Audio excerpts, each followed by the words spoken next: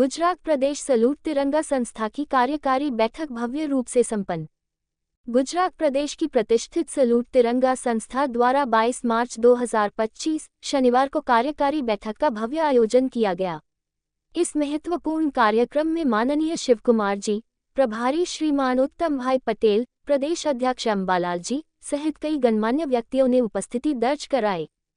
कार्यक्रम के मुख्य आकर्षण। इस बैठक का मुख्य आकर्षण राष्ट्रीय तिलक समारोह रहा, जिसमें नवनियुक्त पदाधिकारियों को नियुक्ति पत्र सौंपे गए और संगठन के भविष्य की दिशा व कार्यों को लेकर महत्वपूर्ण चर्चाएं की गईं।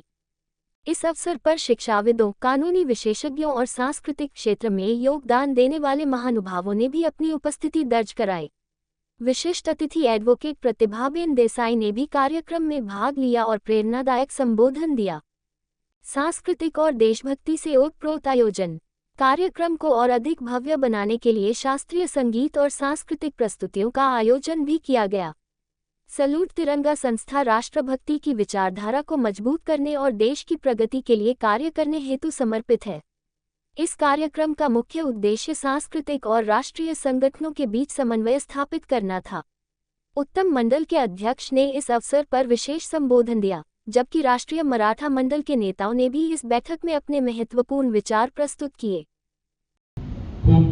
आज जो मुख्य कार्यक्रम थयो ते मुख्य कार्यक्रम शुं हतो अने आगामी दिनों शुं प्लान छे? આજનો મુખ્ય કાર્યક્રમ હતો કે અમારી રાષ્ટ્રીય કાર્યકારિણીની મીટિંગ હતી, સામાન્ય સભા હતી।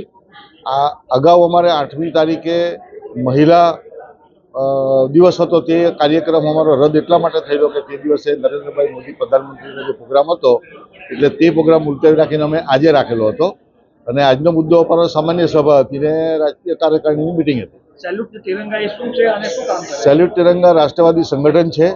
એ આખા દેશમાં 28 રાજ્યોની અંદર કાર્ય કરે છે। 16 આંતરરાષ્ટ્રીય દેશમાં પણ કામ કરે છે અને ખાસ કરીને આપણા જે સૈનિકો લડે છે એમના માટે પણ અમે બહુ સહાય કરીએ છીએ એમને।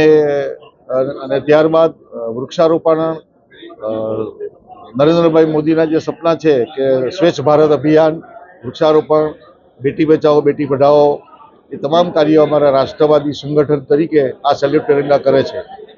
જ્યારે 370 કલમ હટાવી અને ત્યારબાદ કોઈ જમ્મુ કાશ્મીરમાં તિરંગો ફરકાવવા માટે તૈયાર ન હતું ત્યારે અમારી સેલ્યુટ तिरंगाની ટીમે ડલ હિલ ઝીલમાં 10 નાવિકમાં રાષ્ટ્રીય તિરંગો લહેરાવ્યો અને ત્યારબાદ લાલ ચોક ઉપર મારા પોતાના હાથથી મેં આ રાષ્ટ્રીય તિરંગો લહેરાવેલો અને તેની નોંધ સેલ્યુટ तिरंगाની આપણા લોકસભામાં પણ નોંધ લેવાયેલી। એ આપણા રાષ્ટ્રીય